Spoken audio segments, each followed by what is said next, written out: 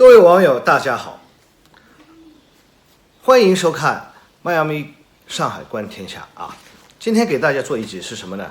今天早上一起来看，哇，好，我看到什么呢？人民日报啊发社论啊，发社论那个是人民日报是中国最重要的官方媒体什么社论啊？就是说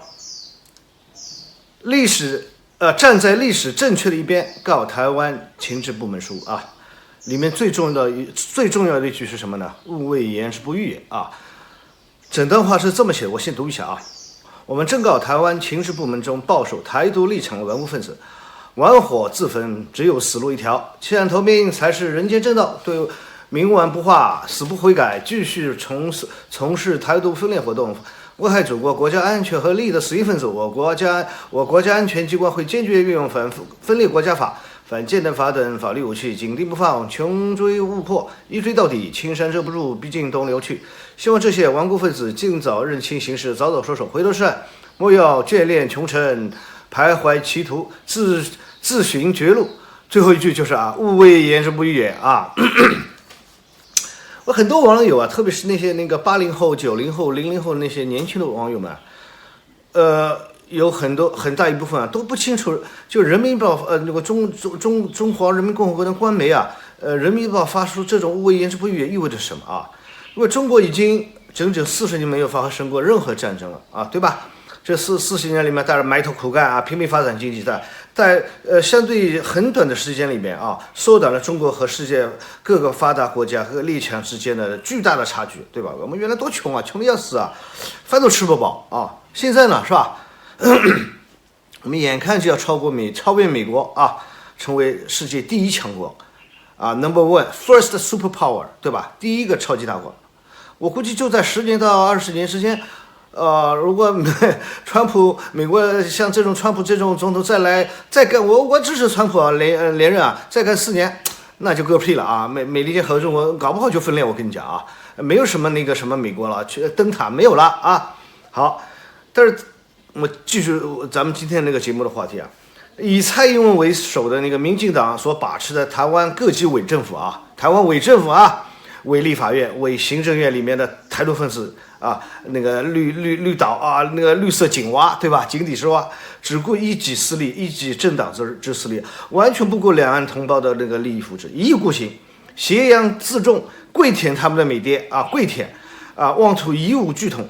那帮台独分子还日本杂种，相当一部分人是什么日裔就是说二战期间原来不是那个台湾被日本殖民了嘛，就是割让台湾那个满清把那个台湾割让给日本那个开拓团移民团那个留下的杂种很多对吧？国民呢逃到台湾之后，他们转型我是中国人，你看那个严立正南对吧？那个李登辉台独的所谓的台独教父，他就是日本人杂种对吧？心里面骨子里面我是日本人大和民族，你们呢支那人，对吧？那帮日本杂种已经根本不承认自己是中国人了台湾是什么？台湾是全体中国人的台湾，是吧？那日本杂种就应该被全部干净彻底的消灭台独分子的下场就是粉身碎骨、身败名裂，被扫入历史的垃圾堆玩火自焚，只有死路一条那解放台湾，实现祖国统一是大势所趋，民心所向。只要两岸同胞共担民族大义，一起努力，必能共享中华民族复兴的伟大荣光。没错那个不一样。人民日报写的那个这句话，我是人民日报的转载过，就是有水平，对吧？咱们草根就是口语化那我今天主要说什么东西呢？就中华人民共和国对我一共说过多少次勿谓言之不预呢？说了之后又发生了什么事？对吧？勿谓言之不预的意思，看字面理解就是事后别后悔别怪我没跟你说过，我跟你警告过你了，对吧？那么一般勿谓言之不预，官媒发出这种话了，就被视作中国准备开战的信号，就是那个子弹咔嚓上膛，就这个声音咔嚓，对吧？哪天扣扳机那个不知道，对吧？那个是要习大大下令了，对吧？我估计哪天扣扳机之前会那个全网那个电视广播会来一个告全党全国各族人民书我估计会有，这是套路对吧？这是套路好了，那我现在跟大家说说中华人民共和国一共说过几次勿谓言之不预啊？第一次，1949年1月28日，新华社广播，毛泽东以中共发言人身份发表关于对国民党的最后通牒，倘有逃逸情事，必以纵匪论处，绝不姑息，勿谓言之不预啊！命令国民党反动派政府逮捕蒋介石等内战罪犯啊，战犯啊，老蒋啊，我们的蒋委员长第一名啊，战犯第一名啊，扑克牌啊，对吧？第一名啊是那个大王。2个月后，渡江战役启动，百万雄师过大江。第3个月，南京解放啊，蒋家王朝覆灭啊，对吧？这是第一次啊。第二次，那个1962年9月22日，《人民日报》头版发表了是可忍孰不可忍的社论，结尾处局势是险恶的，后果是严重的，我们要正告印度当局，勿谓言之不预也啊，勿谓言之不预也，警告印度尼赫鲁政府立即从边境撤军，否则中方将使用武力。2个月后，你看，9月份发的社论，2个月后啊，我驻边部队奉命自卫反击。第3个月。中国全歼入侵印军，结束了中印边境冲突。以第3世界领袖自居的尼赫鲁随后郁郁而终啊，那个郁郁寡欢啊，那个打仗又输了，对吧？想要搞民粹主义、民族主义，全失败了啊，就是好像就2年之后他就是郁郁而终，死了。我估计就是郁闷死了，你知道吧？哎呀，人不能接受这种打击啊，特别有那种所谓的雄心啊、宏图。那个怎么胸怀大志那些政治人物啊，受不了这种打。但是说实话，从另外一个角度说呢，他不够格啊。那你看邓小平这个几起几落，3起3落，那不照样活得好好的？改革开放那个总设计师，中国人民啊，全体中国人民都觉得他好，因为他让大部分人日子好过了，让一小部分人先富了起来，对吧？那希望习大大希望习大大让那个一小部分人带动我们后富的人，对吧？或者你看前2天习大大在深圳给邓小平通向那个县花圈，不是花钱，就是什么，对吧？就是膜拜啊，就是意思啊，我们继续改革开放。不会走回头路啊，不会回到老路啊，这是不可能的，回不去了，你知道吧？所以很多人担心怎么样，那个他们高层玩他们的政治游戏，速贪啊，怎么样？随便他们说，跟我们老百姓有什么关系？我们老百姓只要日子一天比一天好过，民族自豪感一天比一天强烈。到外国去啊 ，I'm Chinese， 对吧？不要冒充我是I'm Japanese， 那就不行了，对吧？我是堂堂正正的中国人，那就 OK。好，第3次啊，那是第2次。第3次，1967年7月3日，新华社发表通讯，指出就苏联驻华商务代表处人员在我国非法进行窃取情报的活动，我国外交部向苏修提出强烈抗议。文章结尾处更是点名，勿谓言之不预也。经过2年啊，这个时间比较长。2年之后啊，经过2年充分准备后，沈阳军区实施珍宝岛反击战。1个月后，我军夺回珍宝岛啊，不是准备了2年啊，1个月就是发表社论1个月之后，你看基本都是1-2个月就动手了，对吧？珍宝岛战夺回珍宝岛，跟苏联干啊，我那个时候真厉害，对吧？那个被2个超级大国夹在当中啊。美国跟那个苏联干，那个我真佩服毛主席，真的那一帮那个老一辈无产阶级革命家，我特别佩服，你知道吧？那个胆略啊，那个雄才大略，哎呀不得了，我跟你讲，那个中国那个重工业技术就是那时候搞起来的，对吧？苏联那个支援我们156项那个重工业计划，是靠我们抗美援朝几十万那个中华好儿女牺牲在那边，我们用我们的鲜血，我们的命。换来了，怎么说呢？就是70年，对，毛主席说，那个打了1圈看免得百圈了，一点没错，就是50年打到52年，对吧？我就打了2年，死了不少人，付出了相当大的代价，但是呢，换来了什么？苏联给我们那个技术，那个包括资金啊，各方面的援助，专家，我们当时一筹二百农业国啊，啥都没有啊。你看现在工业技术打好了，才有1978年之后改革开放。没有那个前30年这些工业技术哪里来后面的改革开放？全是没有基础啊！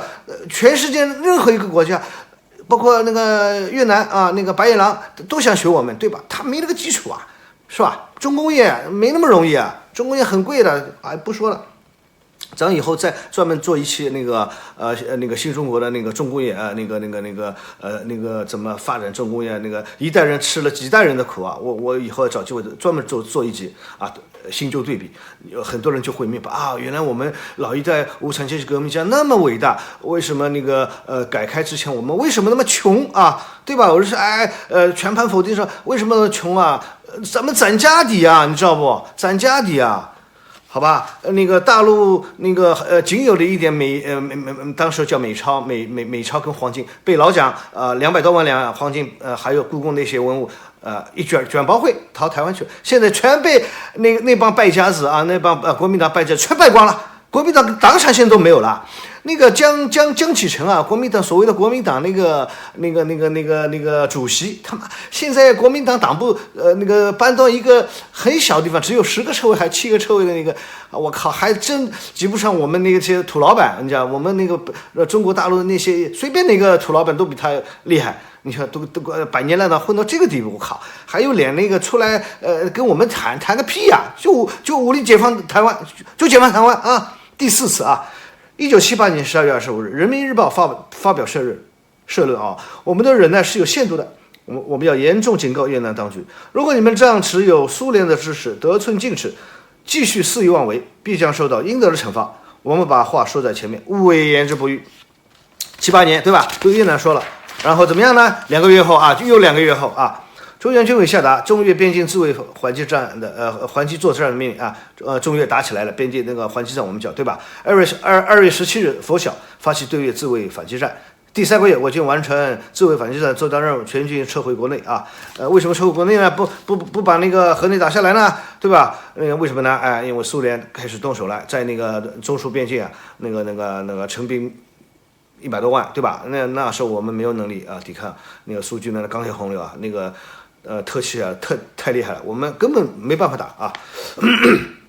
所以达到目的了，撤回来，然后美国人一看，可以啊，然后那个叫什么中美合作黄金期开始了，对吧？叫什么和平典范计划，说弄了不少东西，但是没有大好东西。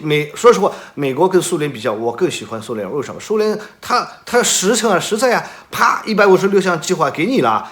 那个你工业技术打好了，每个他妈那自由典范什么什么乱七八糟的，那个给他们几架歼七去那个改良那个改造，改到后来他妈89那个641来，哗，机器那个飞机都不还了，是吧？美国人真他妈瞎做，真下流。我那个安格鲁萨克逊人啊，我最讨厌。我跟你讲，好，中华人民共和国公开对外一共说了4次勿为言之不预啊，每次说过之后不久就发生了战争。加上今天这次是第5次了啊，第5次了。所以我在前几期的视频里面就说过啊，我判断解放台湾就在今年呢2020年年底之前，我估计呢会在11月到12月之间，一共有2个原因啊，一个原因是什么？气候原因。那台湾海峡那边啊，一般是7到10月份都是台风季节。但是到了10月之后呢，就风平浪静，没台风了啊，风平浪静啊。那个渡海登陆啊，如果没有不会受到台风的影响。气候因素会严重影响战争的进程啊，比如元朝忽必烈时期2次东征日本失败，都是由于台风的关系，对吧？日本运气好啊，老天爷眷顾，当时日本是老天爷眷顾，所以没有被蒙古人打下来统治，所以日本人就是把台风称为神风，对吧？你们2战期间神风特工队就是神风，就这个风把那个蒙古那个元朝蒙古那个2次东征的那个东西都灰飞烟灭了，你知道吧？他们就觉得我受到天生照顾，多少有一点，我跟你讲啊。还有一个原因大家都知道，对吧？就是美国的总统大选12月3号啊。但是呢，我认为不管是川普连任还是拜登当选啊，美国共和党、民主党2党对华遏制打压的国策那是不会变化的，它是他们的长期国策。我跟你讲啊，不管谁上台，对华就是一个字：打压、遏制，使用一切手段，包括战争。这一点，好，说到那个台湾啊，就是我一点不担心美国人是会为了台湾来参战，这是不可能的啊。别看美国人这出台了什么有关于那个台北法案啊，还其他什么是援台法案了，这个那个的啊，从美国过去啊，经常那个出卖小弟马仔和盟友的那个尿性来看啊，美国是非常自私自利的，所谓的精致的怎么说呢？自私者啊，非常自私啊，永远为美国那个国家利益服务啊。他永远就是自私自利，不管别人死活，用完救人啊，拔屌无情啊，就是这种人渣。你说那个平时啊道貌岸然 ，I'm nice gentleman， 他妈就是人渣，你知道，拔屌无情啊，对吧？我就再举几个例子给大家听听啊。美国的国务卿蓬佩奥前几天被记者问到啊，如果中国攻打台湾啊，美国是否会提供防卫？那个蓬佩奥怎么说啊？美国会想方设法的去缓和区域紧张。呵啥？缓和区域紧张，你看不提怎么样啊？反攻啊，要协防啊，怎么样？不提了，你知道吧？就是很摆明了，你们自己管自己吧，卖点那个废铜烂铁的过期的那个武器，你们卖点鱼雷啊，不是鱼雷那个水雷，乱七八糟的66架那个什么 F-16V 啊，卖了几百亿新台币还是几千亿新台币啊，贵的要死啊，把他们当傻逼，那帮傻逼，你看我们还会台，那个台湾那个钱哪里来？全是大陆惠台政策给他们了，否则呢，那么多一年1000多亿美元的顺差，那这个钱他就去买武器了，你知道吧？那个最近啊，美军又把前几个月又把关岛所有的轰炸机撤回本土了，对吧？他连关岛都不想让你因为轰炸机 B2、B1B 还有那个B52不值钱，B2跟 B1B 值钱，一下要好几十亿美元，它好多架了，然后先飞回去，万一就怕什么？我们的东26啊。东26B 好像那个射程够啊，5000公里还多少公里？万一我老公要发火了，你他妈不地道，我把你的关岛基地炸了。前2天不是有放过一个视频嘛，说美国人不是又在南海搞个什么事情，我忘了，就是我们就搞了个视频对吧？模拟攻击关岛。对吧？关岛很好打了，就是现在战争那个导弹会噼，对吧？虽然贵，但是我把你消灭了，你啥都没了。这美国人除了夏威夷就是关岛过第2岛链就是关岛这一线，对吧？第1岛链就不说了，他不敢来啊，你知道吧？这一次啊，台湾我认为就已经又被美国人抛弃了啊。历史上，美国那个抛弃了台湾好几次了啊！我跟大家说，第一次啊，1950年，杜鲁门宣称啊，美国此时不想在台湾获取特别权利或建立军事基地，美国也不会利用其武力以干涉台湾现在的局势。美国并不采取足以涉及中国内战的途径。同样的，美国政府也不供给军需和军事顾问于台湾的中国军队，对吧？说白了就是说不管了。我记得就是他有一个那个协防的一个计划，对外宣称就是说协防那个美国那个太平洋协防包括日本那个北朝鲜，当时叫北朝南朝鲜对吧？那个日本跟南朝鲜，但是不包括台湾啊，所以就把他踢出那个防卫圈之外了啊，公开宣称了。但后来呢？因为那个金日成啊，那个精虫上脑啊，那个到那个苏联一去啊，然后被斯大林忽悠了几下，然后我们给他们4个朝鲜师，对吧？齐装满员，人员什么都是老兵啊，那个从那个抗联这时候过来的，对吧？那抗日战争前期的抗联、东北抗联都能打，又洗过脑，延安弄好，那哎呀这个套路啊，还有齐装满员给他4个师，那个朝鲜族的那个朝鲜师。他一下子也没跟我们打任何招呼，毛主席都不知道。就是朝鲜战争爆发就我们这儿大吃一惊啊！你他妈怎么能那个不说一句话你就自说自话了？自古以来朝鲜都是我们的那个藩属国啊，你任何那个王位更替啊，或者政变了，或者是大事情都得给我们提前打招呼，用我们首肯，对吧？你才合法。但是金日成当时认为我们不行了，他要抱苏联大腿。嗨，你看。我跟你讲，那个金日成那个这个不是东西啊，就是因为朝鲜战争爆发，美国的第7舰队啪开到台湾海峡，完了，我们当时的实力是根本无法越过这条台湾海峡的。过去多少100万人、200万人全被他歼灭，那个路上就歼灭了，飞机一轰，你这个是300木头船啊，军舰都没有啊。那个海军司令这个是叫萧金光还是这是谁啊？第一次去刘公岛视察，还就租了一条渔船，我靠！海军司令啊，那个当时多穷啊！好，就是第一次出卖台湾。那但是后来就是说，由于朝鲜战争爆发，没办法，如果没有朝鲜战争，台湾早就解放了，就像现在海南岛一样，对吧？早就解放了，哪里的那帮那个台独分子那个井蛙有什么事儿啊？呱呱呱叫，早就没了，对吧？第二次啊，1971年10月25日，中华人民共和国恢复在联合国的合法席位，台湾被逐出了联合国啊。老蒋听了之后流下了悲伤的眼泪啊，老蒋哭了。老蒋这个人心智很坚韧的。那他能哭，说明那个打击多大，对吧？那打击太大了。第三次，美国政府决定1979年1月1日起承认中华人民共和国，并断绝与台湾的外交关系，对吧？然后是发布这个声明之前的7个半小时，那个才通知蒋经国，不是提前7天啊，提前7个半小时，然后就是等于我跟你说一下啊，咱们断交，我跟老共建交了啊，就这样。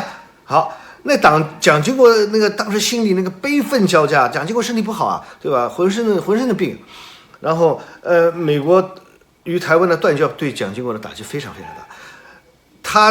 蒋经国跟他的老爸老蒋学写日记啊，然后在1979年之后，他日记就停了，不写了，没心情写了，写了也白写，对吧？你为什么写日记呢？就是以后想显摆呗。你以后站到达到某一个那个境界了，对吧？达成某个那个战略意图之后刊登出来怎么样？对啊，他这个丢人啊，你知道吧？所以台湾只是一个棋子，当你没有任何利用价值的时候，就会被轻扔掉啊，就是那个擦屁股子扔了，对吧？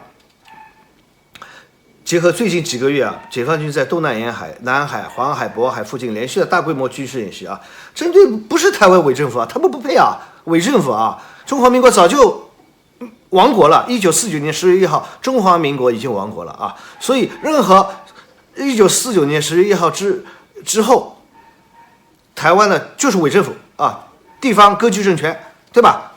就这么回事儿，什么中华民国没有了，这个世界上早就没中华民国了。1949年10月1号之后就不存在中华民国了，知道吧？因为他们不配那个我们这个连续几个月的大规模军事演习不是针对那个台湾伪政府的，我们主要是针对是什么？以美国为首的美日印澳联军，对吧？万一我们就说万一在那个南海岛礁这边发生那个武装冲突了，我们要演练，我们要这个，因为海空军现在包括海空军、火箭军打起来就是海空军和火箭军作为主力，那我们得那个互相配合对吧？那通讯那个战术都要配合的演练，对吧？好，那么今天基本上说到这里了。那武统台湾系列今天这篇的名字就那个标题叫什么？武统台湾系列战前舆论准备篇，勿谓言之不预。今天就讲到这里。那接着后面几天呢，我还要做几期武统台湾系列的到时候请大家收看都是一家之言欢迎留言批评指正喜欢的点赞订阅，谢谢大家。